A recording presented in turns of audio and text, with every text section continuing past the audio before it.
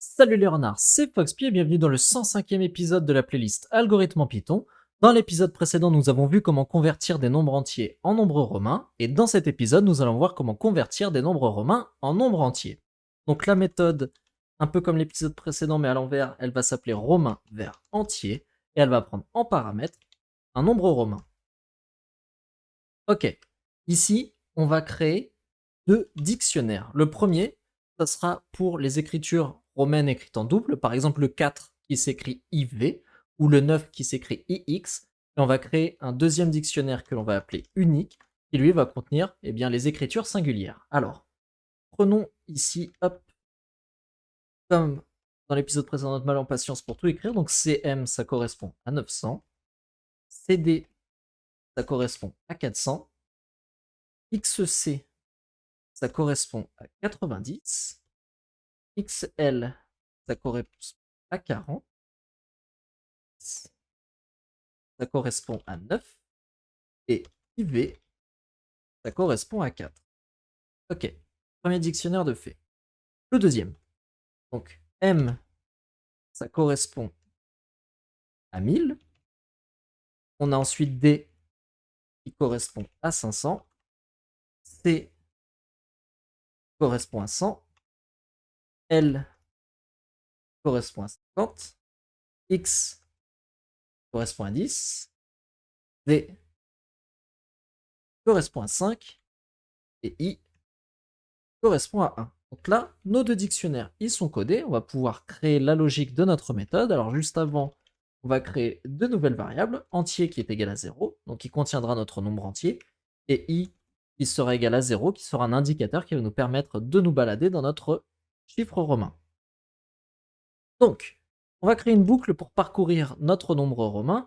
Et ici, while I est inférieur à l'env de romain, donc tant qu'on n'a pas parcouru l'entièreté du nombre romain, on reste dans cette boucle et on va créer nos structures conditionnelles. Donc si I est inférieur à l'env de romain moins 1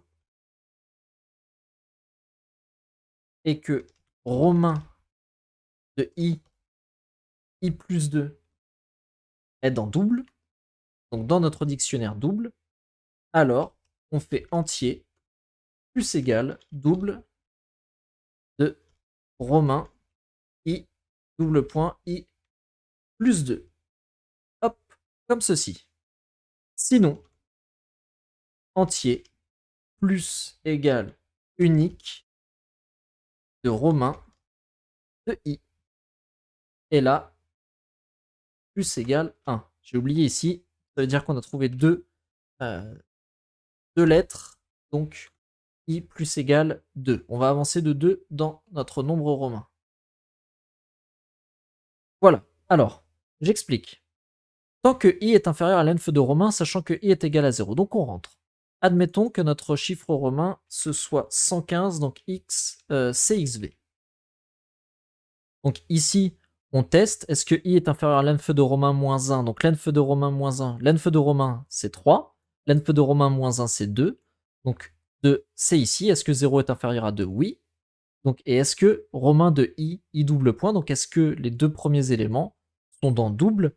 Eh bien non, puisque CX n'est pas ici dans les clés de double, donc on va dans le else, et là on ajoute unique de romain de I, donc romain de I c'est romain de 0, et romain de 0 c'est notre C, donc on va chercher le C dans unique, et le C il correspond à 100, donc on ajoute à entier 100, et on avance de 1 dans notre nombre romain. Ok, on est avancé de 1, on est ici, donc est-ce que I est inférieur à l'env de romain moins 1? Eh bien oui, I est égal à 1 et l'env de romain moins 1 c'est 2. Et est-ce que romain de I plus 2 est dans double? Donc I plus 2 c'est ici, ce sont ces éléments-là. Donc est-ce que XV est dans double? Eh bien non, XV n'est pas dans double. Donc on va dans le else et ici on va ajouter romain de I, donc romain de 1. Romain de 1 c'est X, donc on va aller chercher dans le dictionnaire unique à la clé X. Tac, ça correspond à la valeur 10 et on va ajouter ça à entier, donc on va ajouter 10 à entier.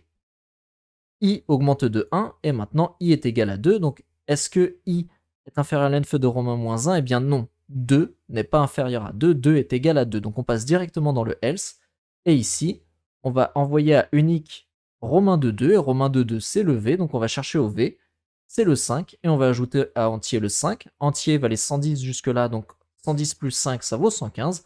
Maintenant, notre nombre entier vaut 115. Donc, on peut le renvoyer, return entier. Alors, regardons si je fais romain vers entier de CXV, pardon, eh bien, il me dit 115. On a bien trouvé ici notre nombre entier. Alors, testons, hein. Admettons ici pour le 10. Ok, ça marche. Alors, je vais essayer de vous trouver un exemple. Par exemple, prenons 44. Donc, 44, ça sera XL et ensuite IV. Voilà. Alors, regardons. Donc, ici, on a XL, IV. I vaut 0, on rentre ici. Je vais noter comme ça. XL, IV. Donc, est-ce que i est inférieur à l'enf de Romain moins 1? Donc, ici, l'enf de Romain est égal à 4. 4 moins 1, ça fait 3. Donc, oui, i est inférieur à 3. Et on va prendre Romain de i plus 2. Donc, on va prendre Romain de 0, 2. Donc, on va prendre les deux premiers éléments, XL. Est-ce que XL est dans double? Eh bien, oui, XL est ici. Donc, on va ajouter à entier la valeur qui est associée à double de Romain et i plus 2. Donc, à Romain à double de XL, et c'est 40. Donc, entier vaudra 40 là. I, du coup, on peut l'incrémenter de 2 puisqu'on s'est déjà servi des deux premiers éléments. Et maintenant, I sera égal à 2. Donc, on est ici sur le I. Est-ce que 2 est inférieur à 3? Eh bien, oui. Donc, on va regarder les éléments à 2 et I plus 2 exclu. Donc, on va regarder ici les deux derniers éléments. IV. Est-ce que IV est dans double? Eh bien, oui. IV, c'est égal à 4. Donc, entier, on va faire entier plus égal double de IV, et double de IV, ça fait 4, donc on va faire 40 plus 4, ça fait 44, et là, I, on va l'incrémenter de 2, donc I vaudra 4, et là, est-ce que I est inférieur à l'enf de Romain? Eh bien non, l'enf de Romain vaut 4, I vaut 4, donc on sort, on renvoie entier, XLIV est égal à 44. Donc voilà le processus pour convertir un nombre romain en un nombre entier. Bien entendu, si vous avez besoin de faire cela sur des nombres plus grands, il vous suffit tout simplement d'ajouter les bons éléments au dictionnaire double et unique.